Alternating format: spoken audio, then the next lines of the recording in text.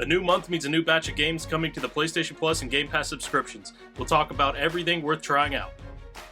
And if you haven't been following all the drama surrounding the Smash World Tour, we got all the deets about that. We're going to talk about this and so much more right now on Gaming News Weekly.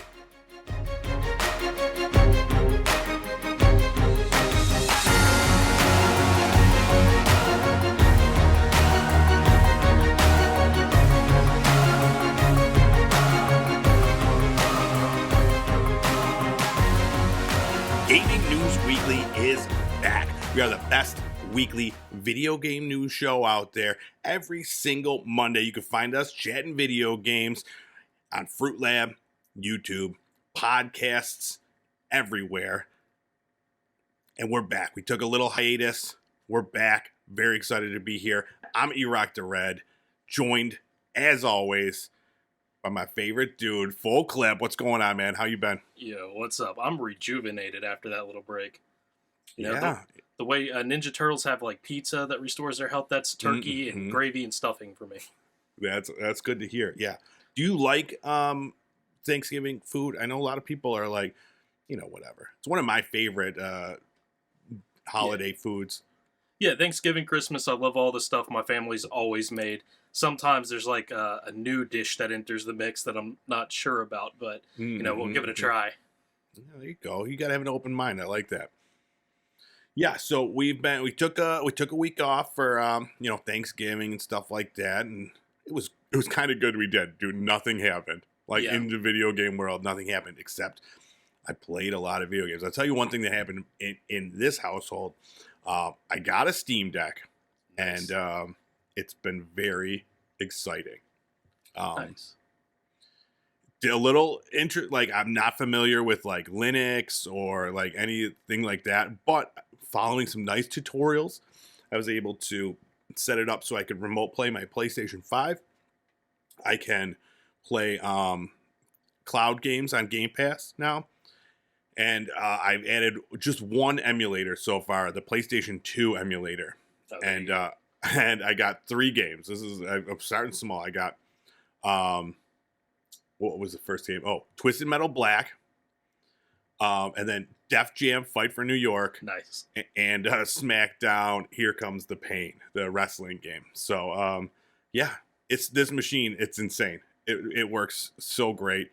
The only downside I would say is the battery life is pretty short. So, but yeah, I am a fan. Do they make any like strap-on battery packs for that'll let you elongate? No, they should though. That seems. I mean, I think like if I did ever want it to be like strictly or not strictly, but like use it as a portable device, I think you'd have to get like one of those packs. Yeah. But right now, I'm just using it around the house just to play, like literally I'm playing my PlayStation that's 5 feet away from me, but like while my kids like watching television or my wife's watching something, I'm on there, I'm playing some PlayStation games, so it works really, really well for that. But yeah, it's amazing. I bought it entirely with money that I earned from Fruit Lab as well. So if you're not watching this on Fruit Lab and you're like, what the fuck, go check out fruitlab.com. You can post videos, watch videos, and earn money there. So It was really cool, man. Just being able to buy that with just not having, because it's a luxury, dude. I absolutely don't need it. And I was like, why am I buying another video game thing? But I'm glad I did. Oh yeah. Yeah, you're really opening up like a world of possibilities there now that you can run a lot of Steam games you just wouldn't have had access to on console. Oh, dude. It's like everybody always talks about like the Steam sales and stuff like that. And like, yeah, I get it. There's a lot of cheap games on there that I'm just like, listen, I already have this, but I mean, it's only $3. A lot of like indie titles and stuff like that too. Lots of them. Yeah. So, very cool. Like I haven't played a single thing through Steam yet. Like it's just, I've just been, doing the emulator and then using it to play, the Xbox and the PlayStation. But I played, Modern Warfare 2. I played, a multiplayer match, through my PlayStation 5 upstairs in my house, and there's no lag or anything. The only downside for it with that is the controller is like, I mean, it's big. and I'm trying to get the hang of the triggers and stuff like that. But I fared fairly well in this map on or this match on Modern Warfare. So nice. Well, yeah. I think, and correct me if you know better. I think you can get like a dock for your Steam Deck, so you can plug that into an upstairs TV or something. Yeah. Pair your PlayStation controller to it, as far as I know, and you just be able to know, have an auxiliary PlayStation. That's my plan. Yeah, I just put a dock on there. So there's a Valve. Valve has their own dock. It's like $90, and I was looking. There's a lot of third-party docks for $30, $40, $50 that basically do the same thing. They don't have as many outputs and stuff like that. Yeah. For dual monitors and that sort of thing. But I'm not. That's not a plan. I just want to play on my TV, at least 1080. It doesn't need to be 4K, 8K. I think the Valve one does. And I don't need that. But yeah, it's a very cool system. And it allowed me to play a lot more video games. So, you've been playing anything good the last couple weeks? Well, tried out a new game. I got an advanced copy of it. It came out on the 29th of last month. Soccer Story. So right in time for the World Cup and everything coming out. I don't know if that was by accident, but I doubt it. It's like a role-playing game, right? Yeah, it's weird. Yeah, it's like an action RPG. Has certain elements of all that. You're sort of building your team like you would build your RPG team. Mm-hmm. But it's just a soccer team. Yeah. But do they have powers? Yes. Everybody's sort of got like an extra power to them. There's certain like animal-like humans. They're usually like the captains of your team. I haven't gotten too far into that part of it yet, but like just playing the first couple hours of it, I sort of see this world that is almost feeling like Pokemon with that top-down pixelated style, but still everything flows really nicely. All the animations are really nice, and things feel rewarding. And it's a lot of like, do 5 of this thing, do 10 of that thing, find 5 of this thing so far. But I think that as I go forward, there's going to be more of the actual like soccer matches going on, which is fun. Nice. Yeah, it looked interesting. Is it tedious? Like where you're saying you got to like do these missions where you like have to find like all this. Is it tedious or is it enjoyable while you're doing it? It's pretty enjoyable because it's all just uses the basic mechanics of the game to get those things done, and it's not too hard to get any of it done. And I also don't know that you even necessarily have to do it, but it's it seems like it's all building towards something. You've been playing any more Marvel Snap? Here and there. It's it doesn't have me like it did at the very beginning, but yeah, I'm still appreciating it anytime I get a chance and don't do like Duolingo or something like that on the phone. There you go. Yeah. I'm definitely like just as obsessed as I have been previously. Maybe even more because I've been trying some new decks recently. Some new, like I'm getting into like some higher level cards, so I'm trying it out, and like it is, it's a whole new world I'm in. It's crazy stuff, but yeah, it's a lot of fun. I think I played that a little too much, but I'd have to look at the app to see like how much time I've played. I think today, like on the iPhone, that tells you how much screen time you've used for the week. And today it told me 7 hours a day is my where I'm hitting. Wow. So I don't know how much of that is Marvel Snap, but I think it's a considerable amount. All right, shall we get this show on the road? Sounds good. So now what I have been playing will also, lead into some of our new releases. So let's get into them. These are our new releases from last week.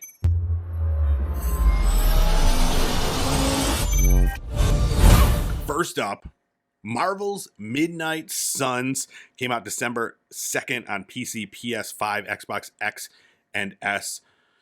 They have said at some point it's going to be out on the Nintendo Switch, PS4, and the Xbox One, but no, it's currently, I guess, in development or something for that. But this is a tactical role-playing game by Firaxis, the guys that did XCOM, and it's got superheroes, Marvel superheroes in it.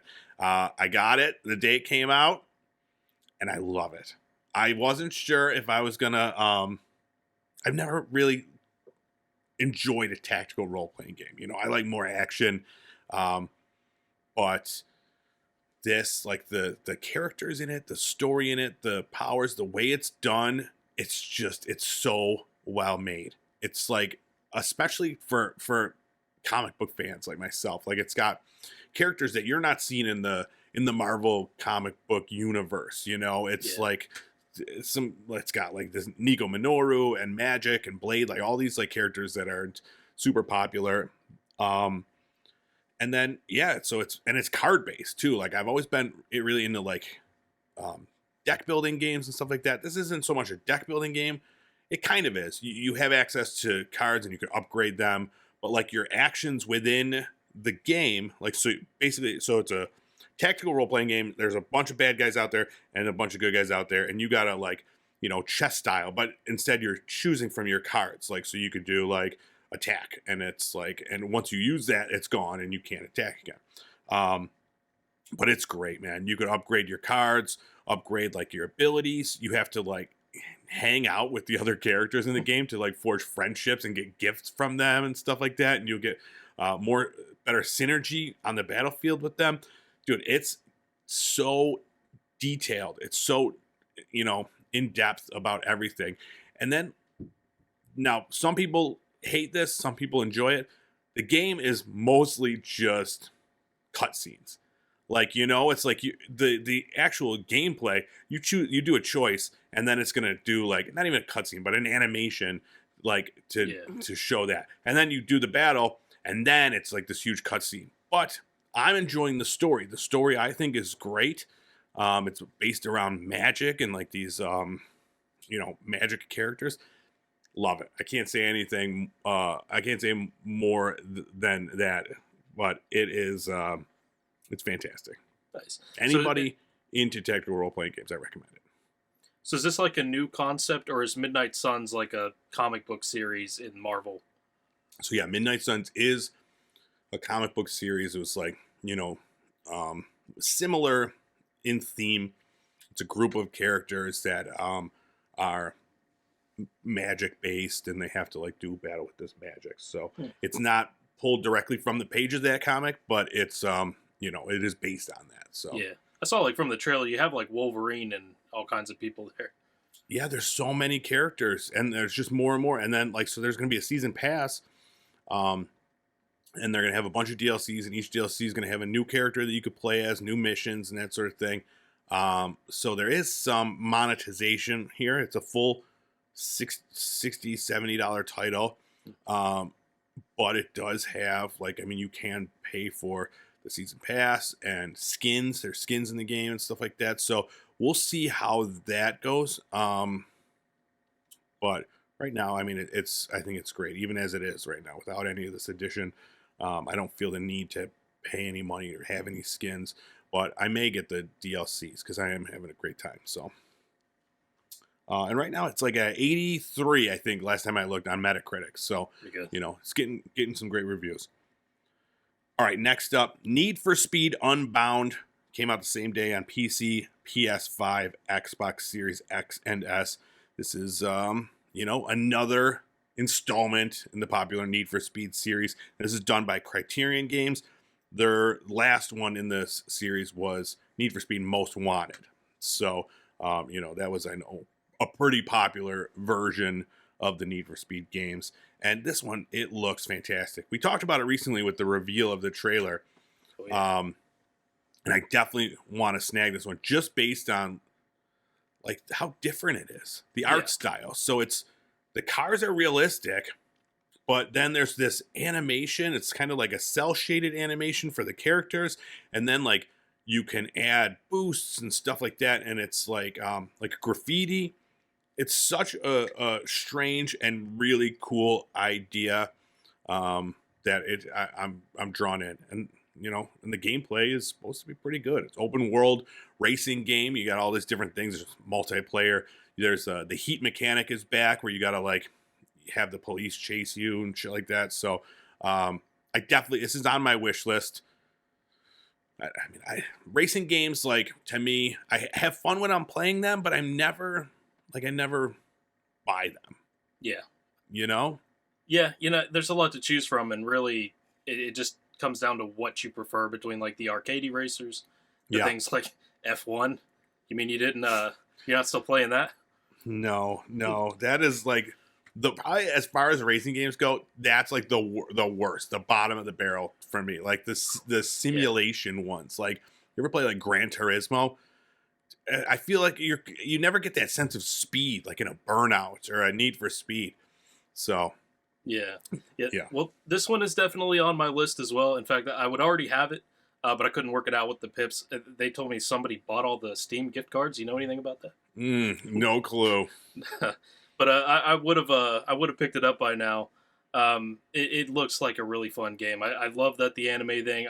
I see some people complaining about that online, but I'm into it. I like Yeah. that street art graffiti style. Yeah, it's different, man. We talked about it like when I think it was when this came out. We talked about how like you gotta like shake things up a little bit, add a little bit of fun to these things, and I think this is the way to do it. It's like Yeah. it just looks cool. The soundtrack is fantastic. Like everything in the whole game can be customized. You know, your cars all the way across your characters. Like it is, I don't know. It is really it's a great looking game. All right, next up, the Callisto Protocol came out for PC, PS4, PS5, Xbox One, X, and S. Also came out December 2nd. This is a survival horror game from the man behind Dead Space. So, you know, the good credentials there. And, you know, leading up to this was the one. This was like, I'm either going to get Callisto Protocol or I'm going to get Midnight Suns. That was like, I was going to get one, and it was dependent upon the reviews and gameplay. And as soon as like I'm much more into the idea of the Marvel game, so as soon as that got a few good reviews, I was like, okay, you know, that's the answer. But I definitely still want to get in there and get into this Callisto Protocol because it looks really cool. It's super scary. You're in Black Iron prison, and like all the prisoners are infected with something, and everybody's trying to kill you. And what I thought is the coolest part about it is just how over the top violent and gruesome it is. So like when you die, there are different, like I don't know how many, tons of different death animations for your character to die, and they're all dependent upon how you die too. Yeah. So I thought that is really cool. There's tons of animations for like killing these things. It just looks very gory and insane. So Yeah. I hear there's a little bit of controversy around the release of this one. The review embargo wasn't until like the day of release or something like that, which is a little bit Never anti-consumer. yeah, well, it's always a sign that there's issues too. You know, and apparently there were with the PC release, and I hear latest news is that a patch came out to address those issues. I don't know whether they really did or not, but hopefully so. As far as I know. Yeah, there were some issues on the PC version. They patched them. Yeah, I haven't heard since, but I know people were really upset. Still getting great reviews for the game. I think it's at 75, right around there on Metacritic. So you know, despite the issues, it did get a review bombed on Steam after the issues. Yeah, I believe it. But yeah, it's it looks fun. It looks violent. It looks like a great story. I think it's a game you could finish in maybe about 12 hours. That was the other reason. Like I always like, you know, give me something meaty. I think Midnight Suns, like you play for like 50 hours or something. I don't know. But again, Callisto Protocol, that's on the list too, you know. Right up there with Need for Speed. So it was a good week for these you know, bigger, I don't know if you'd call them AAA video games, but definitely, you know, bigger titles, which we haven't seen a lot of lately. So it was nice to see some good games coming out. All right, let's move things along.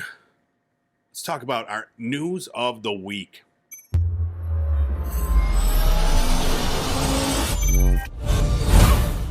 All right, I feel like we should have like an entirely separate like section. Shouldn't even be in the news of the week. It should just be like subscription games corner. I don't know. I think it has to be in news of the week because there's not a sexy title for whatever we talk about. Yeah, I can't think of one. Let's talk about them. PlayStation Plus games for December were announced, and the Xbox Game Pass games for December were announced. Let's talk about the PlayStation Plus games first. We're getting Divine Knockout Founders Edition. So now this is a brand new game. It's coming to the PlayStation 4 and the PlayStation 5. It's going to be a free-to-play, but this is the Founders Pack. It gives you, like, I don't know, a bunch of, I don't know what it gives you, a bunch of stuff. But this is by Hi-Rez. They're the guys that make Smite, which is probably the most played game in this house, mostly by my wife. But it's the same characters in Smite. It's all like gods, and now it's a battle game. Think like, you know, Smash or Multiverses, but this is in the third person. So, you know, changing things up a bit. I like the idea of it. It's been in beta for a while, so there's a lot of video game footage out there. You could go check it out, and it's getting, like, people are enjoying it. They say that the third person idea is a great idea, and it works really well. So I'm eager to get in there when this does drop, check things out. It's got, you know, 3v3 arcade mode, and you know, 1v1, 2v2, all the numbers with the V in the middle. We're also getting Mass Effect Legendary Edition for the PS4. So when I got my Steam Deck, one of the first things I almost did was I almost started Mass Effect Legendary Edition through the Xbox Cloud. And then I saw it was coming to PlayStation, and I was like, I'll play it on there because I am a trophy whore. So get my trophies on there.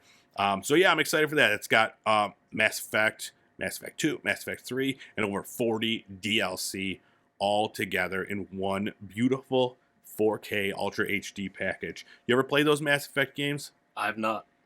I played Mass Effect 2. So I read like Mass Effect 1 wasn't available on PlayStation. It was only an Xbox game. I read like a synopsis of that game, played Mass Effect 2, loved it. Never went back to Mass Effect 3. So it's always on the list. You know, we always talk about that list. And then we're also getting Biomutant for PS4 and PS5. I played this a bit, and it was fun, but it was you know, fleeting. It was I enjoyed my time with it. It was a little buggy, so this one you play as like this weird rodent thing that has like weapons and powers and stuff like that. The world was a little sparse, a little bare. It didn't feel fully fleshed out, but it's a good action role-playing game. I definitely, you know, if you're a fan of that genre and you like tiny robot rodents, this is the game for you, baby. Oh yeah. Yeah. So I was reading under the comments on some of the announcement articles that went over this. People are saying that this is the best month of the year for PlayStation Plus. I mean, Mass Effect, you're getting 3 huge games right there. And then like, Biomutant. Oh yeah. So, and a free to play. It's weird that like, they're giving out a free to play game and they're like, what? We're getting the best stuff. And it's like, dude, a whole title is a free to play. Now, technically, I think you have to pay in right now to get it. So who knows? There's, you know, all those rules. And then on the Xbox side, let's talk about so this is the first half of December. And I thought this was another good list of games. So out right now, Eastward, out on cloud, console, and PC. I booted that up the other day just to see what it was, and promptly chose a different game. It just wasn't what I was looking for in the moment. The Walking Dead, the final season, out on cloud, console, and PC. That's one of those, you know, Telltale games. And then Totally Reliable Delivery Service is out on PC. I think that's been on the Game Pass. And then December 6th, Lego Star Wars, The Skywalker Saga. This game just came out, like, right? Not too long ago. Yeah. So it's like all the Lego Skywalkers games.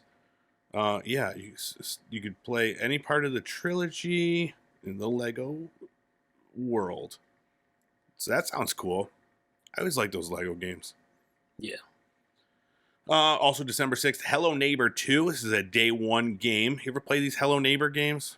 No, they look so strange though. They are, dude. They are strange. I mean, they're creepy. I mean, it's like a stealth horror game or whatever. You got to try to like sneak into your neighbor's house and like somehow he's the creep. I don't know. But yeah, they're fun. Chained Echoes comes out December 8th, cloud console and PC. This is another day one game. This is, I don't know what style of game this is, but there's war and magic and kingdoms, and they're fighting. Yeah, it kind of looks like JRPG. I was going to say, based on the cover of the thing, definitely strikes me as a JRPG. Metal Hellsinger is coming to Xbox One, so, you know, if you're on the last gen, you could rock out with some Metal. And then High on Life, December 13th, day one on Game Pass. This is the one I think you and I are most excited for. This is the Justin Roiland game where it's like you got a gun that talks to you and it looks like everything is super weird. So, yeah, very excited for that one. And then Potion Craft, December 13th on console and PC. It's an alchemist simulator. Sounds fun. And then Rainbow Billy, The Curse of the Leviathan. What a name for a game. December 15th on cloud console and PC. It's a wholesome creature capture 2.5D adventure puzzle platformer with over 30 hours of gameplay. See, I like when they put what the style of game is right in the synopsis there. It's very helpful. It is, yeah. So yeah, which one of those are you excited for? We actually had one more there under the 15th. Hot Wheels Unleashed, Game of the Year edition. Really? That's one of the ones I'm looking most forward to. That one? So I got it on, I think that came out, PlayStation Plus. I was playing it on it because I was like, I have it. I didn't pay for it. That's a great game. We're talking about racing games. That's an arcade racer, and it is very fun, very hard, though. Like, I had it on the easy difficulty at first, unbeknownst to me. I think it just started that way. Yeah. And I was like, I'm crushing these fools.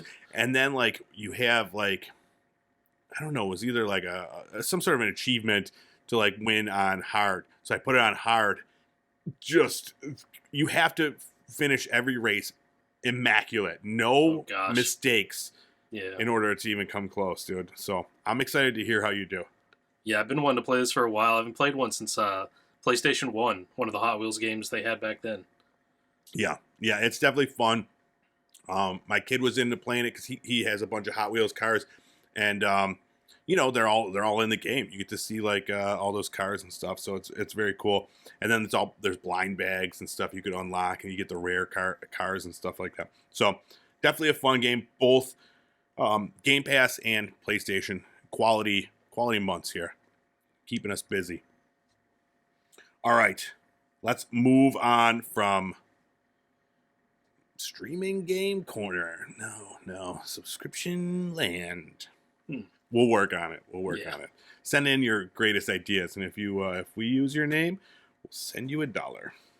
All right, let's move along. Of course, we can't have a GNW without a little ABK and COD PS5 talk. You know what I mean? Yeah, it's a weekly thing at this point. It is. So let's talk about Microsoft and Activision Blizzard, and then Call of Duty. It seems like you couldn't tell that they own any other IP based on the conversations that people are hearing about this. So we've talked about it before. So to bring you up to date, Blizzard buying Activision, blah, blah, blah. Sony's pissed off about it. They want Call of Duty, and they were upset because initially they were offered a 3-year deal to have Call of Duty on the thing, on the PlayStation, the thing. Phil Spencer, he was like, here you go, 3 years. Jim Ryan, the head of Sony, was like, no, that is inadequate. So, comes out a little later, Phil Spencer says, as long as there's a PlayStation, Call of Duty will be available. He said that in an interview. And then, just recently, Microsoft, in a New York Times article, said they offered Sony Call of Duty for the next 10 years. Now, what do you think? Is that enough? You think it's good? I think it's better than what Sony had already, which I think was what. Well, they had the exclusivity rights, but there was no Hmm. guarantee after that contract was over that Activision Blizzard would ever have another Call of Duty on PlayStation. So Right. they're coming out of this with a 10-year guarantee. That's pretty good. That is good. Yeah. Now, I mean, I don't know what the roadmap is as far as games coming out. I know they're skipping a year for a full official title this year, and then next year I don't know. Like, I don't know. But like, so what does that mean? Say every other year, let's say. So you're looking at maybe 4 more Call of Duty titles, um, up till 2032. I mean, I don't know, dude. Yeah. Will we still be playing Call of Duty in 2032? What do you think? Probably. Probably. Right? It's Yeah, it's addictive. it really is, man. Have you been playing Modern Warfare still? Absolutely. Yeah. Nice. I'm just about to hit like 70% weight through the battle pass. Damn, nicely done. So yeah, I think I really don't know. I don't know. Sony overall, I'll tell you what they want. They just want to throw a wrench in the works of this merger. So they're doing it any way they can. And you know, Call of Duty is kind of that linchpin in the whole thing. So you know, they're trying to you know make Yeah. waves and get people's eyes on this and right now I think it's only 2 countries have voted to allow this merger and it's under heavy scrutiny under a bunch of other people looking at it. So yeah, so we'll see. I'm sure we're going to talk about it a lot more in the next coming weeks. Yeah. But yeah, good news for Call of Duty fans on whichever system you're playing it on. I think I think we'll be seeing it a lot more. Speaking of Call of Duty, though, you hear about this this talk about a Ghost game, Ghost? and now I'm not talking about Call of Duty Ghosts. Remember that game? I think Yeah. dude, that really soured me on the whole thing. I bought that. I think I played it like twice. That game was a turd. Yeah. I didn't touch that nearly as much as the other CODs in that Yeah. era. But no, the character Ghost. There was an article where the guys from Infinity Ward, the directors, were saying how like they would love to make a Ghost game around his his origin story. And Yeah. it's funny how everybody loves Ghost. I mean, he's front and center. He's like right on the cover of the game, you know, and he's got his cool mask. That's all I know. So I guess Pretty cool. Yeah. they Are you big into the campaign modes? So I used to be. I haven't played the last multiple campaign modes, but when they first, Yeah. I mean, when Ghost, like, what game was that? When it was like Ghost and McTavish and you know all those games. This I was really into that. It was maybe the first Modern Warfare. Yeah. I think so.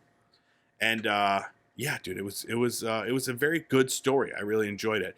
I haven't been back since, just because like even if I wanted to, I'll go on. I'm like I'm gonna play the campaign, and then I go on and like I just like the multiplayer is too addicting. I go back Yeah. in and I'm just like more multiplayer. So. Same way, yeah. I think that like if I were to play hours and hours worth of the campaign, I'd feel like why didn't I just spend that time grinding weapons and doing everything else in multiplayer? Yeah. You know what we need? We need a good internet outage. Yeah. And get in there and play the campaign. So now regarding this Ghost thing, you know, they were talking, and one thing they were speculating is that so we talked about how there's not going to be a full title release, and they're just going to have like a second part of Modern Warfare 2, whatever that means, as like an expansion. And so there's speculation now that, you know, we might see this Ghost prequel as early as like next year, and they're just like fanning the flames with this discussion. So Yeah. that Yeah. might be cool. So I kind of like that idea of, I think they compared it to Black Mirror, where you sort of have these not really seriously linked episodic DLC pieces of story and campaign, which I think that'd be pretty cool. That would keep it fresh. You don't have to have like another $60 one story, one playthrough campaign. Yeah. Yeah, that would be a great idea. I think that's a fantastic idea. And yeah, it's for, for the people that really love the campaigns, they get more and more of that, and you know, we could just keep playing multiplayer. You get into Warzone at all? I played the DMZ, but I guess that's separate from Warzone. I don't really know the difference. I mean, it's all, I have it all, whether or not I wanted to Yeah, download it, it just automatically went on my system.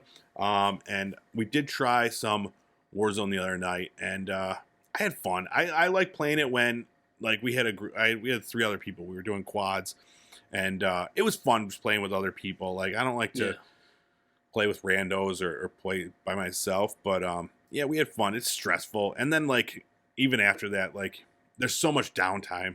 yeah, That's the thing where it's like, okay, if you die, it's 20 minutes until you can play again, maybe if your yeah. teammate doesn't revive you. So, but it was fun. I'm still much more of a fan of the regular multiplayer. Yeah, I'd say give DMZ a try if you get a chance. Especially if you have like only 2 friends online, you can start as a 3-man squad. While you're in the world, you actually have the option of communicating with other squads through proximity chat, and you can get them to team up with you and have like 6 people running around. Oh, really? Interesting. Okay. Yeah, I'll check it out. Just because, like I said, it's it's on there. It's just I'll get in there eventually. That sounds fun. All right, let's moving on to more intense battles. Mm-hmm. The battle of the competitive gaming world of Super Smash Brothers. So you've been following this drama? Loosely. Yeah, me too, loosely. But I'll tell you what, I found an amazing article on Kotaku that breaks it all down for us, real nice. So I'm going to go through the highlights of this. Now, this was a big deal in the competitive gaming world, specifically with Super Smash Brothers, because like there was this tournament set to happen, I don't know, maybe in a month, and all of a sudden Nintendo is like, canceled. So, all right, let's go. Let's go through the thing. So it starts out. It's called Smash World Tour, and organized by Video Game Boot Camp. Now, this was supposed to be happening, and it was all of a sudden just canceled by Nintendo. They basically just said Nintendo, and then this other organization called Panda Global.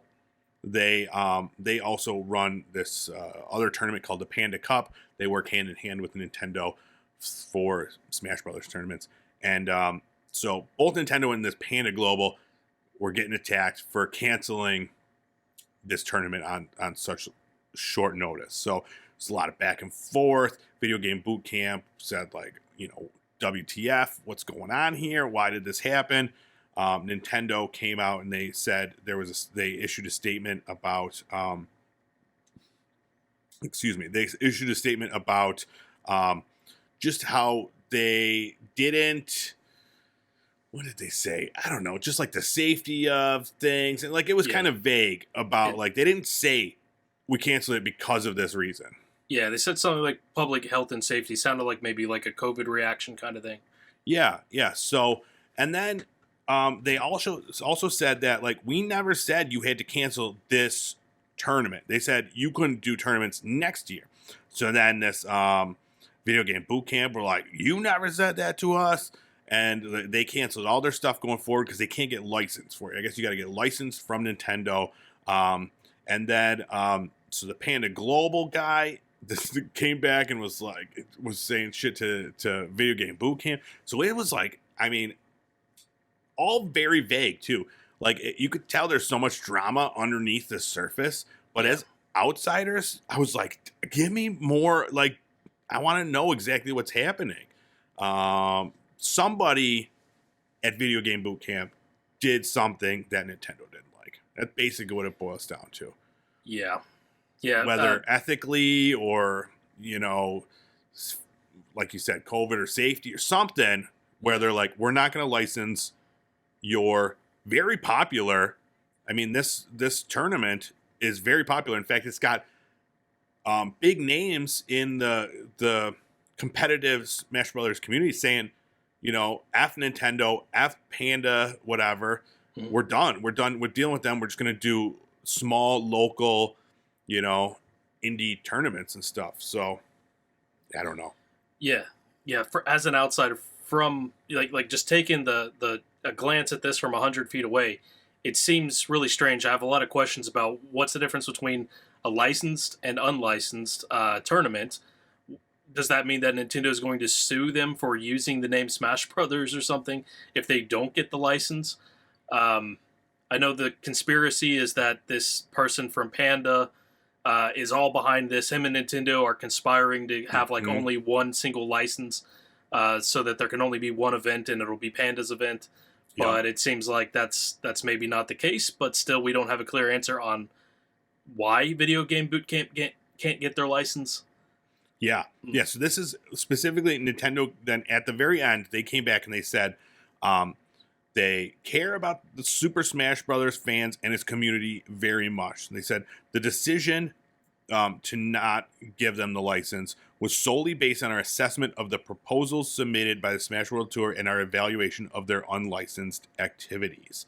So, yeah, like they're not saying what they did say. It had nothing to do with Panda Global. Yeah. So don't boycott them. But it was like, so something that this video game boot camp did or didn't do that they were supposed to do pissed off Nintendo. So Yeah, and another detail to why Panda is getting some of the blame is because apparently the guy who is the head of that company, I don't want to butcher this, so if you know better details than I do, he apparently was talking to people maybe through Twitter or something who are the heads of these other organizations, saying you need to shut down your organizations because Nintendo's not going to license you ahead of time, where he didn't really have the authority to be saying that. yes, yeah. When I was initially like reading about this, yeah, the CEO was speaking out of turn and like saying, was it Dr. Bunny? This is the guy's name. You think he's really a doctor? I don't know. But yeah, he's been like he was going out and like yeah, saying all this stuff that he really shouldn't have been. And then like I think Panda Global, the organization, were like, no, he's not, he's doing his own thing. He's not speaking for us. So yeah, it was I'm sure if you were more embroiled in the community of Super Smash Brothers, you would know yeah, shit's going down. Yeah. So this was a big, like a $250,000 prize and stuff like that at this tournament. So, it's a big deal. So I understand why people are upset. But, all right, on to more exciting things. Sifu. We've talked about this game before. It's like a kung fu game. There's magic and shit like that in there. They're talking about making it into a movie. So the writer of John Wick, Derek Kolstad, he just he won the rights to write and produce this film with his production company Story Kitchen. So yeah, how do you feel about this? You excited? Does this move you? I mean, I haven't played the game Sifu yet, so I don't know. You don't care. Um, Did you see well, I John mean, Wick it does though? sound like, yeah, I have seen the first John Wick, and it does sound cool. And I noticed that there was some talent from, I guess, the new Sonic the Hedgehog movie and the Tomb Raider movies, Oh, so really? that could be pretty cool. Yeah, yeah, definitely. As soon as I saw this, I was very excited. Love the John Wick movies, the whole world. There's another movie coming out. There's a show coming out set in that world. Fantastic stuff. And then Sifu. I was a big fan of this game. I do need to go back to it. This is one that's Yeah. got pushed to the backlog because it's very hard to learn. And like once you gotta like be in it. Like I can't go back. I'm gonna have to relearn the whole thing all over again. But anyways, it's a great game.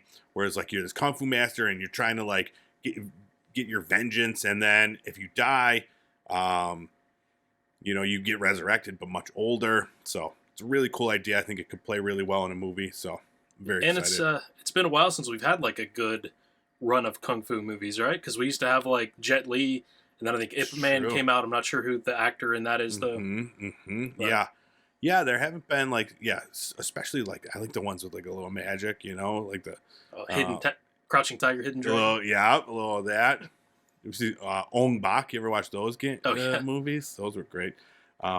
But yeah, I think this is definitely right up my alley. So I was excited when I did see that this is possibly coming out. Probably not for a very, very long time, but you know, I like the idea of it. So, all right, that's it. We finished up. It's time. We got to go play some more games. Look at this. Look at this bad boy. This thing is huge. I almost dropped it. Nice. Wow. It's so big. You know, that's what he said.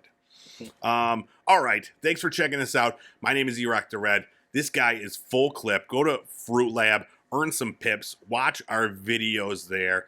And if you just really just don't want to do that, I don't know why. But you can also find us on YouTube. I'm at Pop Culture Playground on YouTube.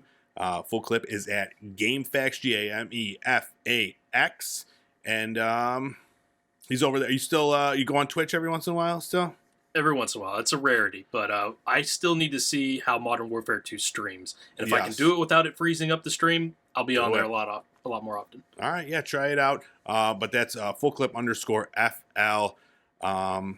Yeah, and then check out Gaming News Weekly. We're on TikTok, podcast services everywhere.